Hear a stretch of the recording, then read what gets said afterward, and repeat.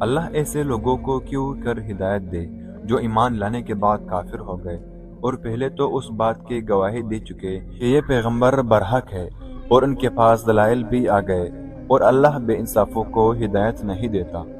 ان لوگوں کی سزا یہ ہے کہ ان پر اللہ کی اور فرشتوں کی اور انسانوں کی سب کی لعنت ہو، ہمیشہ اس لعنت میں گرفتار رہیں گے۔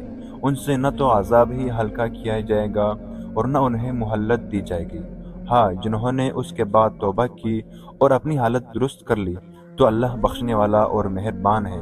جو لوگ ایمان لانے کے بعد کافر ہو گئے پھر کفر میں بڑھتے گئے، ایسوں کی توبہ ہرگز قبول نہیں ہوگی اور یہ لوگ گمراہ ہیں۔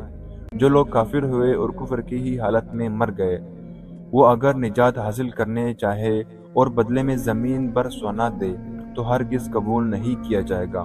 ان لوگوں کو دکھ دینے والا عذاب ہوگا اور ان کا کوئی مددگار نہیں ہوگا۔